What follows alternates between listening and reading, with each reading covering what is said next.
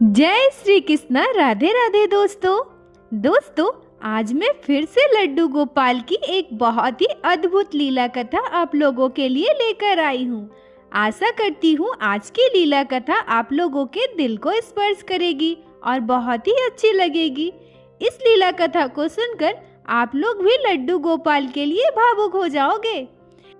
वृंदावन में लड्डू गोपाल के परम भक्त ब्राह्मण रहते थे। वह प्रतिदिन लड्डू गोपाल की सेवा मंदिर में किया करते थे और लड्डू गोपाल की सेवा से उन्हें अद्भुत आनंद की प्राप्ति होती थी।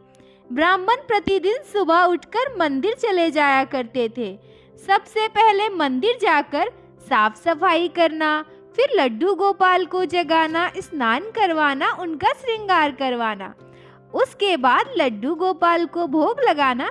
सब कुछ ब्राह्मण बहुत ही प्यार से किया करते थे। परंतु अचानक से ब्राह्मण के जीवन में सब कुछ बदल गया। ब्राह्मण की शादी हो गई और शादी के बाद उनके जीवन में अशांति छा गई। दोस्तों, यहाँ शादी का मतलब बिल्कुल भी यह नहीं है कि आप भगवान से दूर हो जाओगे या भगवान की सेवा नहीं कर पाओगे, और शादी में आपसी तालमेल का होना बहुत ही आवश्यक होता है। ब्राह्मण की पत्नी हमेशा ब्राह्मण से झगड़ा किया करती थी। वह छोटी छोटी बातों पर ब्राह्मण को दोष दिया करती थी। हर बात पर ब्राह्मण की ही गलती बताया करती थी। दोनों में छोटी छोटी बातों पर कलेश होने लगा। ब्राह्मण की पत्नी ब्राह्मण की बात बिल्कुल भी नहीं सुनती थी। वह अपनी मनमानी किया करती थी।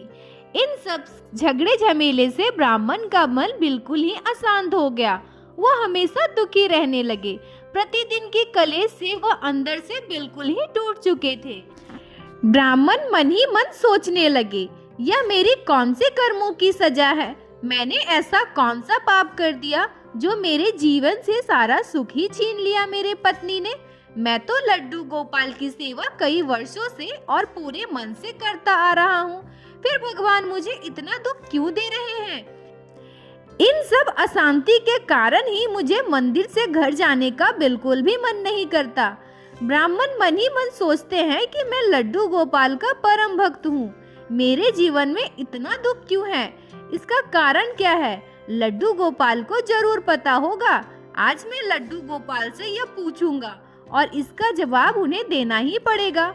यह सोचकर ब्राह्मण एक बड़ी सी थाली में बहुत सारा भोग बनाकर सजाते हैं और उसे लेकर मंदिर की तरफ चले जाते हैं। मंदिर के रास्ते जाते जाते वो सोचते हैं, आज भगवान को मेरे सवालों का जवाब देना पड़ेगा और भगवान को स्वयं आकर मेरा बनाया हुआ भोग ग्रहण करना पड़ेगा। जब तक भगवान मेरे बनाए हुए भोग को ग्रहण नहीं करते, मेरे सवालों का जवाब नहीं देते, तब तक मैं पानी तक नहीं पीऊंगा। और यही सब सोचकर ब्राह्मण मंदिर की तरफ चले जाते हैं। मंदिर में पहुंचकर वो मंदिर की सीढ़ियों पर ही बैठ गए। आज वह प्रसाद की थाल लेकर मंदिर के अंदर भी नहीं गए। वह मंदिर की सीढ़ियों में बैठकर सोचने लगे कि अगर मेरी भक्ति सच्ची है, अगर मेरी श्रद्धा सच्ची है, तो भगवान स्वयं आएंगे मेरे बनाए हुए भोग को ग्रहण करने। यही सब सोचकर ब्राह्मण मंदिर के सीढ़ियों में बैठे रहे। तभी उनके सामने अचानक से एक भिखारी आ जाते हैं। भिखारी पंडित जी के हाथों में प्रसाद की थाल देखकर कहते हैं, मैं सुबह से कुछ नहीं खाया हूँ, मुझे बहुत जोर की भूख लगी है। आपके हाथ में जो थाली है उसमें बहुत सारे पकवान हैं। अगर आप ये सब नहीं खाओगे तो मुझे दे दीजिए ना, मुझे बहुत जोर की भूख लगी है। आप मुझे ये सब खाना दोगे तो मैं पेट भरकर भोजन कर सकूंगा। ब्राह्मण तो पहले से ही बहुत गुस्से थे और भिखारी की बात सुनकर और भी गुस्सा हो गए और उन्हें धुतकारने लगे। गुस्से में ब्राह्मण कहने लगे, तुम पागल हो क्या? यह सारा तुम्हारे लिए नहीं है। ये सारा प्रसाद मैंने भगवान के लिए बनाया है और मेरे ठाकुर जी ये खाना खाने अवश्य आएंगे।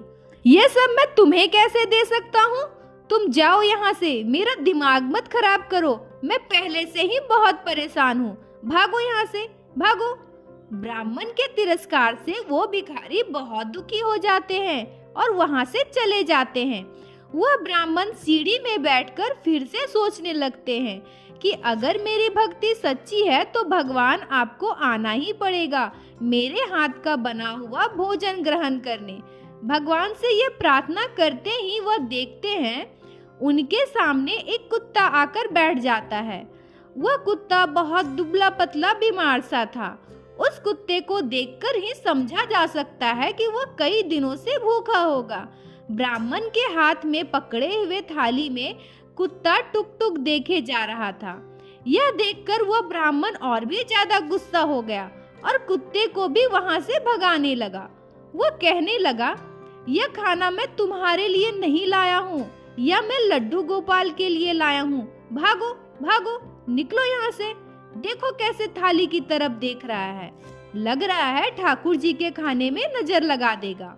यह बोलकर उन्होंने कुत्ते को भी वहां से भगा दिया और फिर से लड्डू गोपाल से निवेदन करने लगे, हे लड्डू गोपाल, अगर मेरी श्रद्धा सच्ची है, भक्ति सच्ची है, तो आप जरूर आओगे मेरा भोग ग्रहण करने, मेरा बनाया हुआ प्रसाद ग्रहण करने।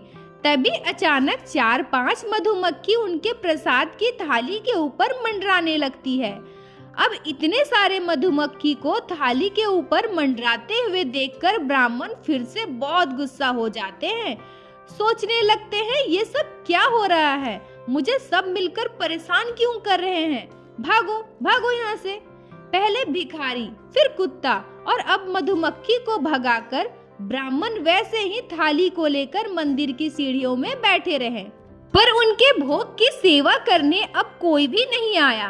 पूरा दिन प्रसाद की थाली हाथ में लेकर भगवान से कहने लगे, भगवान आप मुझे दर्शन दीजिए, भगवान आप मुझे दर्शन दीजिए। पर भगवान नहीं आए और पूरा दिन ऐसे ही बीत गया।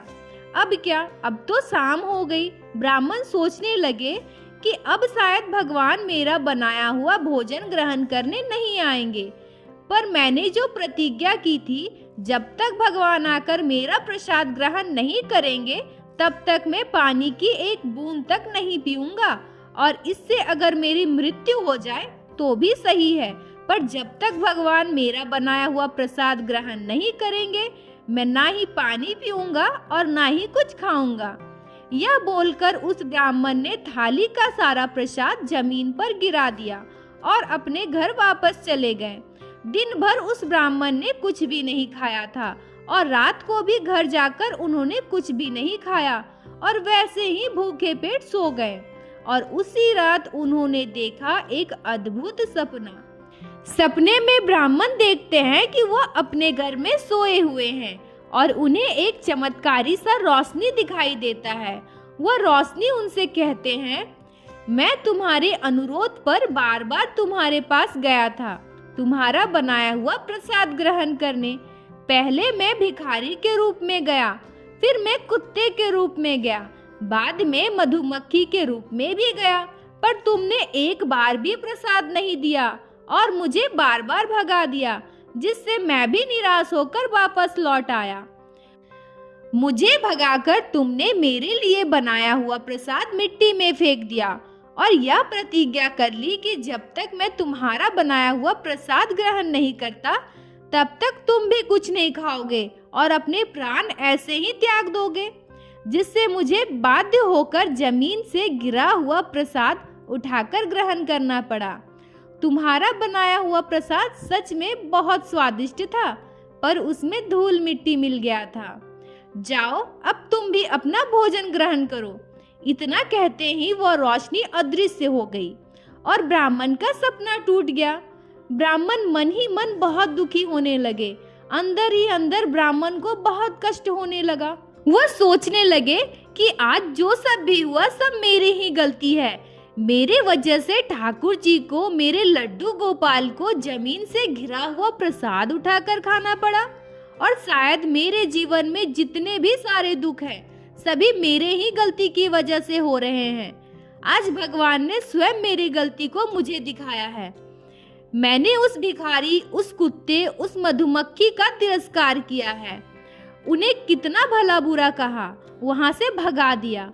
अगर मैं उनका तिरस्कार नहीं करता, उनकी भूख को समझता और उन्हें प्यार से भोजन करवाता, उनके भूख को शांत करता, तो शायद मेरे लड्डू गोपाल मेरे प्रभु को जमीन से उठाया हुआ भोजन ग्रहण नहीं करना पड़ता और मेरे लड्डू गोपाल मेरे हाथ का बनाया हुआ भोजन ग्रहण करते और बहुत प्रसन्न होते। पर मैंने उन सभी के साथ बहुत बुरा व्यवहार किया है, सबका तिरस्कार किया है। मैं सबको इतना कटु वचन बोलता हूँ, कितने बुरे तरीके से बात करता हूँ। अगर मैं अपने सांसारिक जीवन में भी खुद को बदल लूं, अपनी बोली और अपनी भाषा में मिठास ले आऊं, तो शायद मेरी पत्नी मुझसे झगड़ा नहीं करेगी, वो मेरे साथ भी प्यार से रहेगी।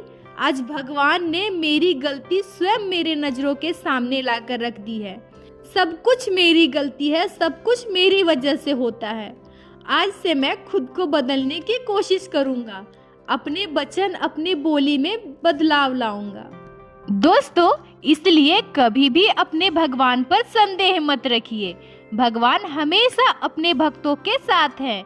वह अपने भक्तों की रक्षा हर मुसीबत से, हर परिस्थिति से करते हैं। आपके लड्डू गोपाल हमेशा आपके साथ हैं। बोलो बाके बिहारी लाल की जय, लड्डू गोपाल की जय, जय जय श्री राधे।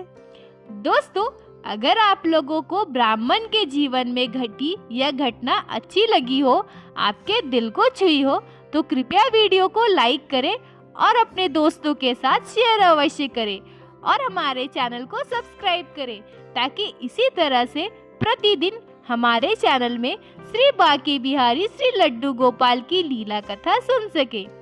दोस्तों, अगर आपके साथ भी लड्डू गोपाल ने किए हो कोई चमत्कार या की हो कोई भी लीला और उसे आप हमारे साथ शेयर करना चाहते हैं, तो कमेंट बॉक्स में जरूर बताएं। हम आपसे कांटेक्ट अवश्य करेंगे और आपके साथ घटी लीला कथा को अपने चैनल पे शेयर करेंगे। राधे राधे दोस्तों।